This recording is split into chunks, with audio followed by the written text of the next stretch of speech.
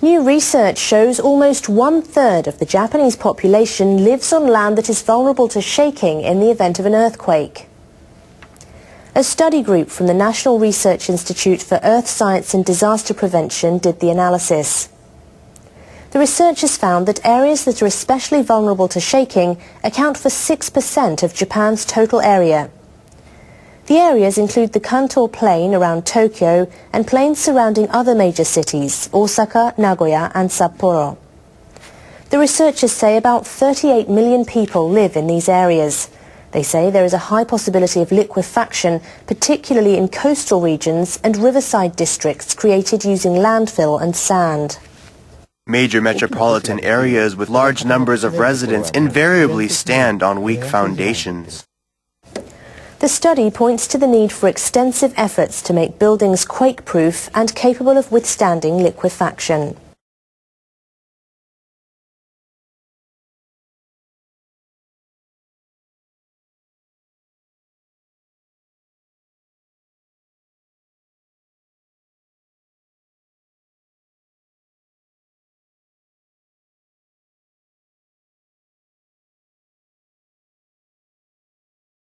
Regulation Authority have again failed to agree on the assessment of fissures. The cracks are located below the Ohi plant in Fukui Prefecture.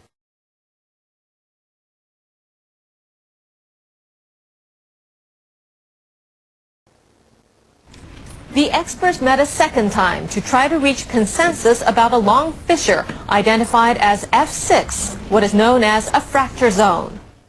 It runs in a north-south direction. The team carried out an on-site assessment.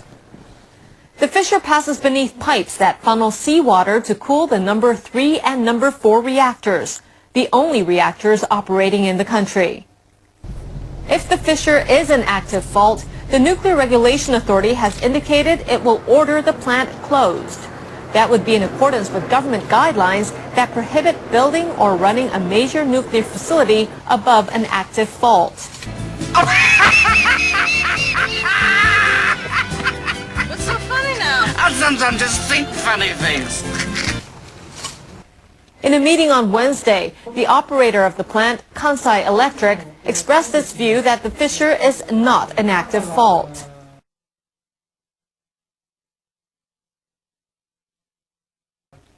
The serpentine rock in this trench would appear to be a slip plane.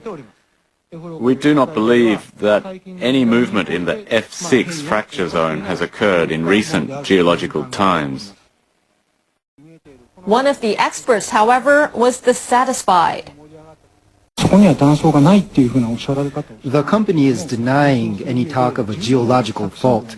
I'm skeptical as to whether drilling was done at sufficient depths to support such a view. My impression is that the investigation so far is insufficient. No shit. With a split of opinion, the panel is likely to request further geological surveys from Kansai Electric.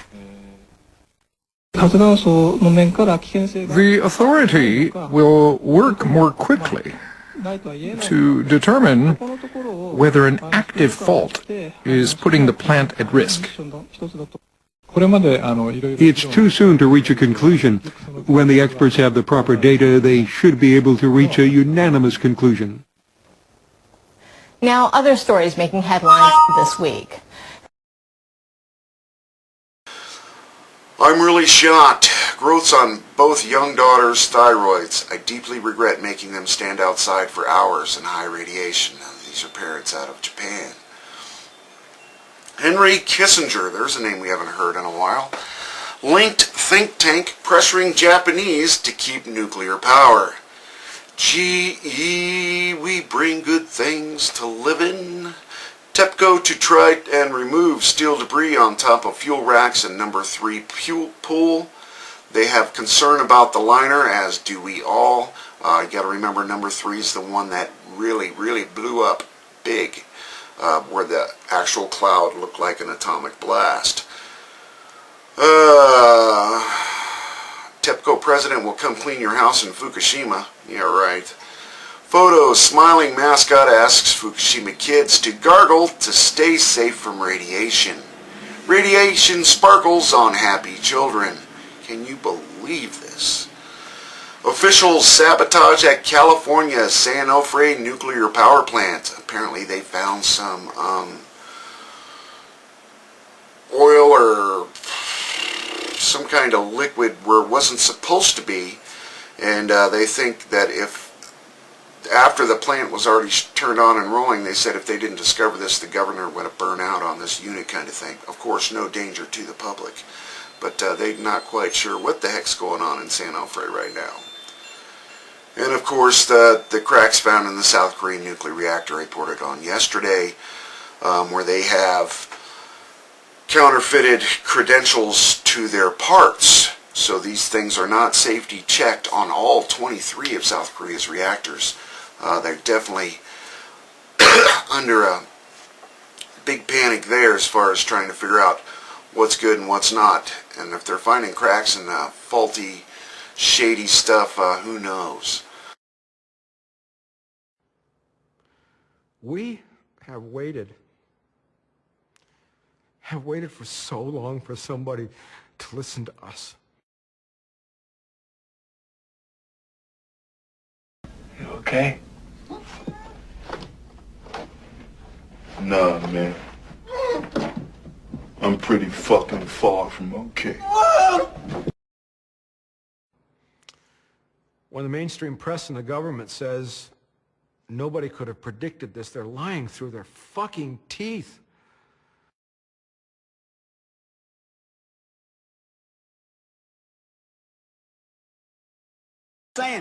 Name something that can kill a lively party.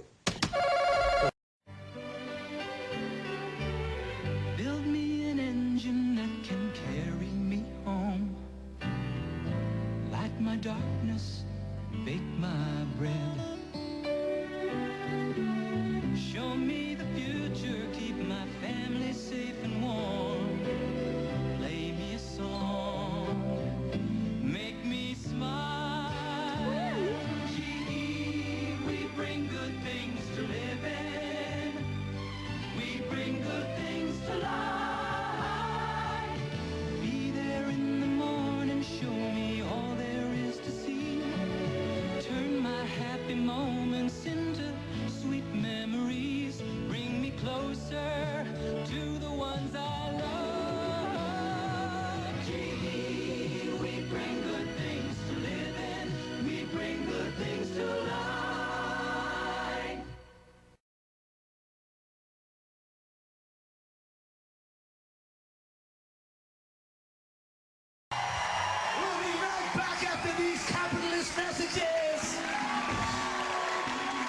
If you have painful, swollen joints, I've been in your shoes. One day I'm on top of the world. The next I'm saying, I have this thing called psoriatic arthritis. I had some intense pain. It progressively got worse. My rheumatologist told me about Enbrel. I'm surprised how quickly my symptoms have been managed. Because Enbrel suppresses your immune system, it may lower your ability to fight infections. Serious, sometimes fatal events including infections, tuberculosis, lymphoma, other cancers, and nervous system and blood disorders have occurred. Before starting Enbrel, your doctor should test you for tuberculosis and discuss whether you've been to a region where certain fungal infections are common. Don't start Enbrel if you have an infection like the flu. Tell your doctor if you're prone to infections, have cuts or sores, have had hepatitis B, have been treated for heart failure, or if while on Enbrel you experience persistent fever, bruising, bleeding, or paleness. Get back to the things that matter most. Good job, girls. Ask your rheumatologist if Enbrel is right for you. We have waited for so long for somebody to listen to us. When the mainstream press and the government says nobody could have predicted this, they're lying through their fucking teeth.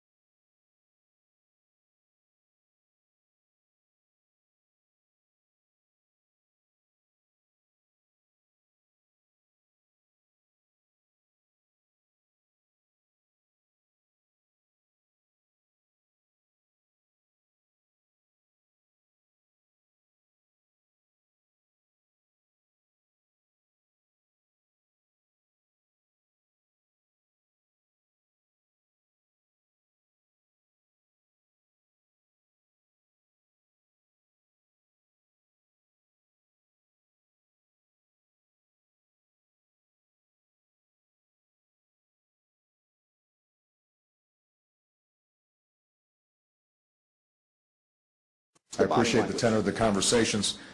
I think it will actually yield results before the end of the year, and I look forward to continuing this dialogue in the months ahead. Thank you very much, everybody.